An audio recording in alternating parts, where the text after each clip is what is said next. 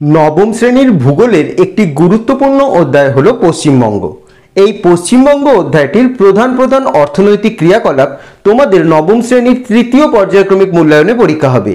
তাই তোমাদের সুবিধার কথা মাথায় রেখে যে ইম্পর্টেন্ট প্রশ্নগুলি তোমাদের তৃতীয় পর্যায়ক্রমিক মূল্যায়নে পশ্চিমবঙ্গের অর্থনৈতিক ক্রিয়াকলাপ থেকে আসতে পারে সেই রকমই বেশ কিছু প্রশ্ন আজকের ভিডিওর মাধ্যমে আমি তোমাদের বলে দিচ্ছি।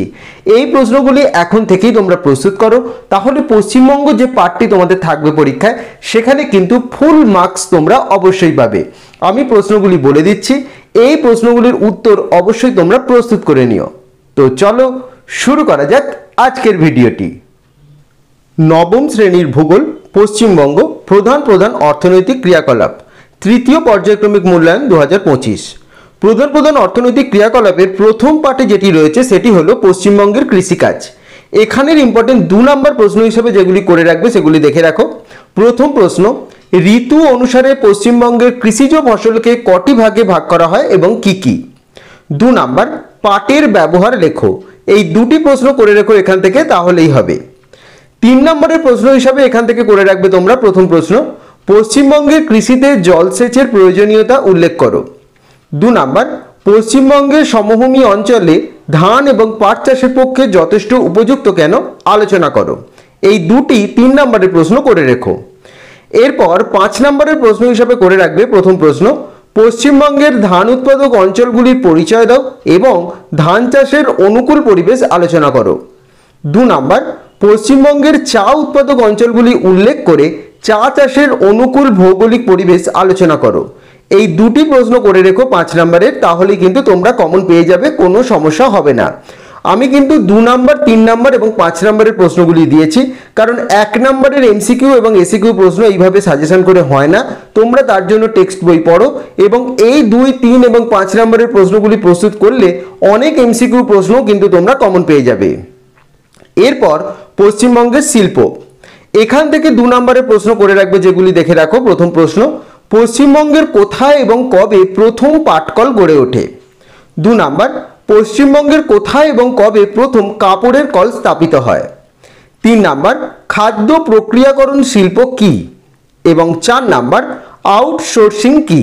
এই 4টি প্রশ্ন অবশ্যই দেখে রেখো পশ্চিমবঙ্গের শিল্প অংশ থেকে। এরপর রয়েছে এই যে শিল্প এর 3 নম্বরের প্রশ্ন। 3 নম্বরের যে প্রশ্নগুলি করে রাখবে দেখো। প্রথম প্রশ্ন, পশ্চিমবঙ্গের লৌহ ইস্পাত শিল্পের উন্নতির কারণগুলি আলোচনা করো। 2 নম্বর, দুর্গাপুরকে ইস্পাত নগরী বলা হয় কেন। 3 নম্বর, দুর্গাপুরকে ভারতের রুর বলা হয় কেন। 4 নম্বর, টিকা লেখো, Indian iron and steel company. তোমরা যারা দুর্গাপুর থেকে ভিডিও দেখছো অবশ্যই কিন্তু কমেন্ট করে জানিও, এবং অন্যান্য যে সমস্ত যে পশ্চিমবঙ্গের জেলাগুলি রয়েছে সেখানে কে কোথা থেকে ভিডিও দেখছো অবশ্যই কিন্তু সেটিও কমেন্ট করে জানিও। এরপর টিকা লেখো, Indian iron and steel company IISCO। 5 নম্বর প্রশ্ন, হুগলি নদীর উভয় তীরে পাট শিল্প গড়ে ওঠার কারণগুলি কি কি। 6 নম্বর, পশ্চিমবঙ্গের পাট শিল্পের সমস্যা ও সম্ভাবনাগুলি আলোচনা করো। 7 নম্বর, হাওড়াকে ভারতের গ্লাসগো বলা হয় কেন। 8 নম্বর, পশ্চিমবঙ্গের চা শিল্পের উন্নতির কারণগুলি লেখো।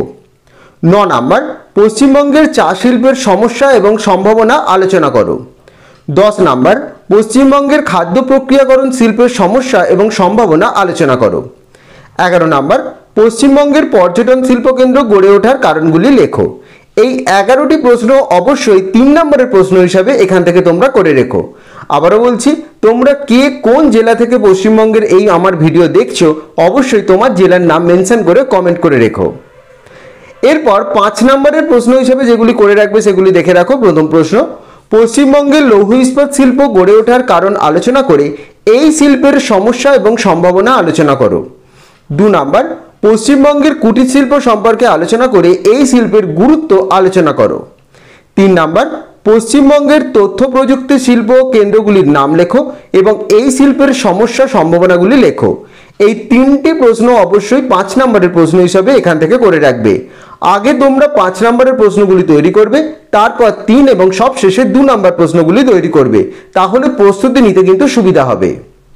পরের পাঠ, পশ্চিমবঙ্গের প্রধান প্রধান শহর, বন্দর এবং পর্যটন কেন্দ্র সমূহ। প্রথম প্রশ্ন 2 নম্বরের, আদমশুমারি অনুযায়ী শহরের সংজ্ঞা দাও। 2 নাম্বার, মহানগর কাকে বলে? 3 নাম্বার, কত সালে এবং কে কলকাতা শহরের গোড়াপত্তন করেন? 4 নাম্বার, বন্দরের পশ্চাৎভূমি কাকে বলে? এই 4টি 2 নাম্বার প্রশ্ন অবশ্যই কিন্তু করে রেখো পশ্চিমবঙ্গের প্রধান প্রধান শহর, বন্দর, পর্যটন সমূহ কেন্দ্র থেকে। এরপরে 3 নম্বরের প্রশ্ন হিসেবে এখান থেকে করে রাখবে প্রথম প্রশ্ন, শিলিগুড়িকে উত্তর পূর্ব ভারতের প্রবেশদ্বার বলা হয় কেন? 2 নাম্বার, হলদিয়া বন্দর গড়ে ওঠার কারণগুলি আলোচনা করো। 3 নাম্বার, কলকাতা বন্দরের ক্রম অবনতির কারণগুলি কি কি? 4 নাম্বার, পশ্চিমবঙ্গের পর্যটন শিল্পের সমস্যা এবং সম্ভাবনাগুলি সম্পর্কে আলোচনা করো। 5 নাম্বার, পশ্চিমবঙ্গের যে কোনো একটি পর্যটন কেন্দ্রের পরিচয় দাও। এই 5টি প্রশ্ন অবশ্যই করে রেখো তোমরা এখান থেকে 3 নম্বরের প্রশ্ন হিসাবে, তাহলেই কমন তোমরা পেয়ে যাবে। প্রশ্নগুলির মধ্যে কোনো প্রশ্ন কিন্তু তোমরা বাদ দিও না। 5 নম্বরের প্রশ্ন করে রাখবে এখান থেকে প্রথম প্রশ্ন, কলকাতা বন্দরের সমস্যাগুলি উল্লেখ করো এবং এই সমস্যাগুলি সমাধানের জন্য কি ব্যবস্থা গ্রহণ করা হয়েছে। 2 নাম্বার, পর্যটন শিল্প কাকে বলে? পশ্চিমবঙ্গের পর্যটন শিল্পের উন্নতির কারণগুলি কি কি? এই 2টি প্রশ্ন করে রাখলেই হবে 5 নম্বরের। তো টোটাল প্রশ্ন আমি তোমাদের দিয়ে দিলাম, তোমরা ভিডিওটি পজ করে করে প্রশ্নগুলি খাতায় লিখে নিতে পারো, প্রশ্নগুলি তোমরা স্ক্রিনশট নিয়ে রাখতে পারো এবং দরকার পড়লে প্রথম থেকে ভিডিওটি আরেকবার দেখে নিতে পারো। যদি কোনো উত্তর তৈরি করতে কোনো সমস্যা হয় তখন আমাকে কমেন্ট করে তোমরা জানাবে, আমি সেই উত্তর অবশ্যই তোমাদের তৈরি করে দেব, কোনো সমস্যা হবে না। তৃতীয় পর্যায়ক্রমিক মূল্যায়নের জন্য পশ্চিমবঙ্গের অর্থনৈতিক ক্রিয়াকলাপের এই প্রশ্নগুলি কিন্তু ভীষণ গুরুত্বপূর্ণ।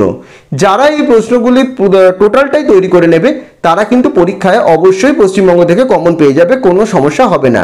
তাই আগে থেকে আমি দিয়ে রাখলাম, তোমরা এখন থেকেই কিন্তু প্রস্তুত করে নিও। কোনো দরকার পড়লে বা কোনো কোয়েশ্চেন দেখে থাকলে কমেন্ট করে আমাকে অবশ্যই জানিও। তো আশা করছি আজকের ভিডিওটি তোমাদের ভালো লেগেছে এবং আজকের ভিডিওর মাধ্যমে পশ্চিমবঙ্গ অধ্যায়টি নবম শ্রেণীর প্রধান প্রধান অর্থনৈতিক ক্রিয়াকলাপ এই পাঠটির সমস্ত ইম্পর্টেন্ট প্রশ্নগুলি তোমরা পেয়ে গেলে। প্রশ্নগুলি অতি অবশ্যই প্রস্তুত করে রেখো। যদি কোনো উত্তর তৈরি করতে কোনো সমস্যা হয় আমি আগেও বলে দিয়েছি, আমাকে কিন্তু কমেন্ট করে প্রশ্নটি জানাবে, আমি অবশ্যই সেই নিয়ে একটি ভিডিও তোমাদের তৈরি করে দেব।